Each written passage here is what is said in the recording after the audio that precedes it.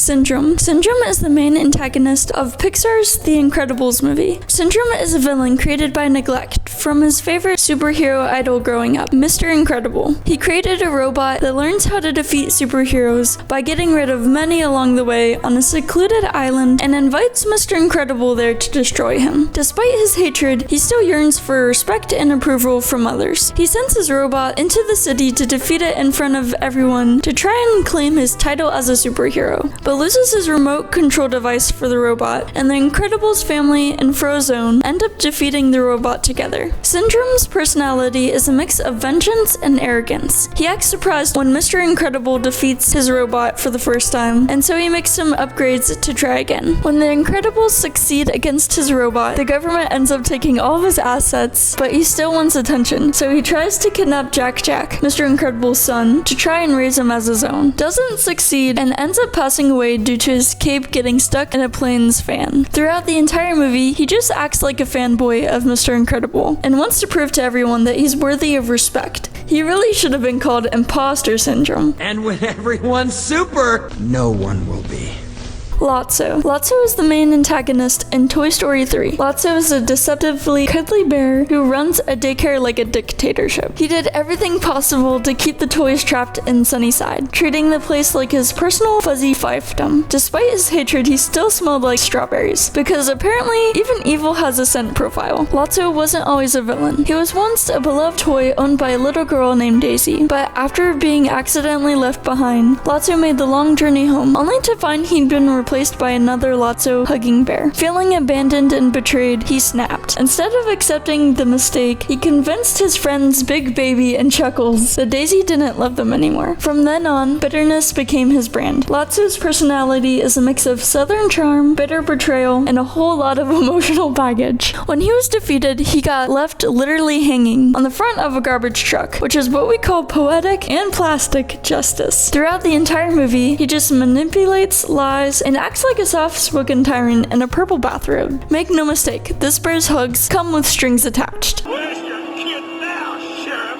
Ernesto de la Cruz. Ernesto is the main antagonist in Coco. Ernesto de la Cruz is a famous and charming musician turned movie star whose legacy is built on talent, charisma, and a massive lie. He did the unthinkable, betrayed his songwriting partner Hector to steal his songs and take credit for them. Despite his hatred, he still manages to flash a perfect smile. Ernesto's personality is a mix of a smooth-talking showman, ruthless egomaniac, and a walking ego in a mariachi suit. When he was defeated, he was publicly exposed during a concert to the entire land of the dead, which is basically the ghost version of being cancelled. Throughout the entire movie, he just schemes, sings, and throws people off balconies like he's auditioning for the Phantom of the Opera. Make no mistake, Ernesto was dying to be famous, but then just kept going. Success doesn't come for free, Miguel.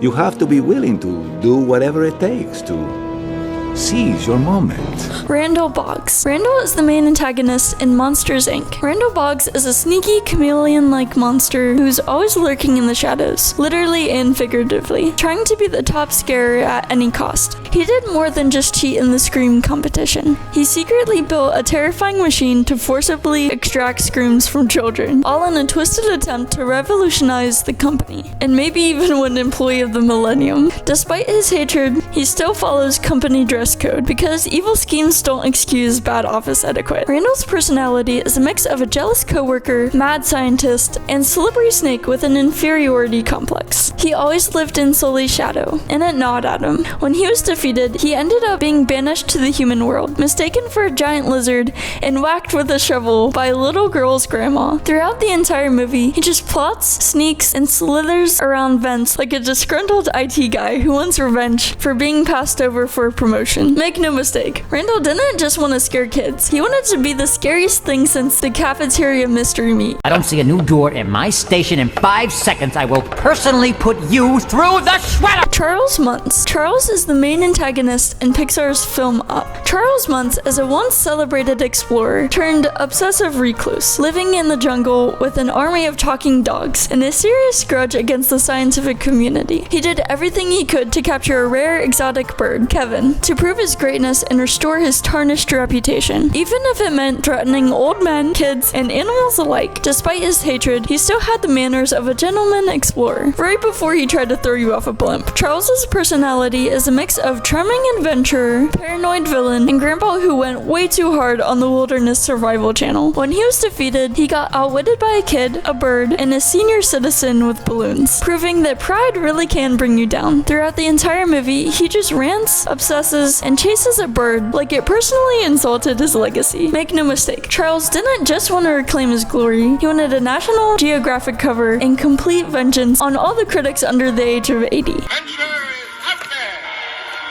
Mordu. Mordu is the main antagonist in Pixar's movie Brave. Mordu is a monstrous bear with glowing eyes, a thirst for destruction, and a tragic origin story hidden beneath all that fur and fury. He did the unthinkable. Once a prideful prince, he sought to gain the strength of 10 men through a magical spell, but it turned him into a beast instead. Despite his hatred, he still roams the land near the ancient stones, where his past lingers like a hairy cautionary tale. Mordu's personality is a mix of rage-fueled brute, a cursed soul, and a walking PSA on why you should read the fine print before making a magical deal. When he was defeated by Merida and freed from his centuries-long curse, his spirit departed at last in peace, and probably with some overdue therapy. Throughout the entire movie, he just stalks, growls, and terrorizes the countryside like a bear who missed his anger management classes for the past 500 years. Make no mistake, Mordu didn't just want power. He wanted a kingdom control and a permanent spot on Scotland's list of worst dinner guests.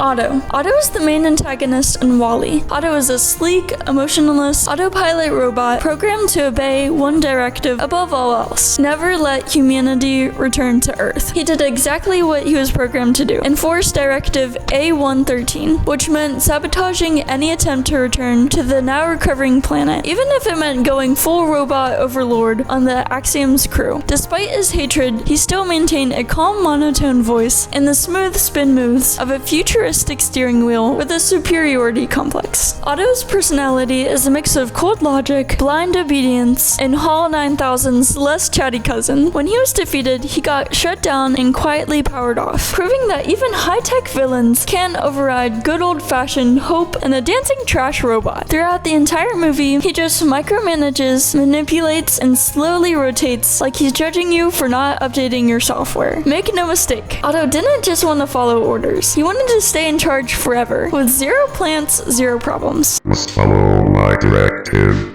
Give me the plant. Sid Phillips. Sid is the villain in Pixar's movie Toy Story. Sid is a destructive, toy-torturing kid with a wild imagination, a tool set, and absolutely zero regard for toy life. He did what every action figure fears: blew them up, tore them apart, and Frankensteined them back together in nightmarish ways. Despite his hatred, he still sees his creations as cool, proving that one kid's science project is another toy's trauma. Sid's personality is a mix of chaotic energy, future metal band frontman, and a mad scientist with no ethical oversight. When he was defeated, he was scared half to death by a group of reassembled toys who reveal they're alive, giving him a lifelong fear of dolls that blink. Throughout the entire movie, he just destroys, laughs maniacally, and treats his backyard like a horror movie set sponsored by super glue and fireworks. I think Sid was watching a little bit too much of PBS Kids. Extremely dangerous. Keep out of reach of children.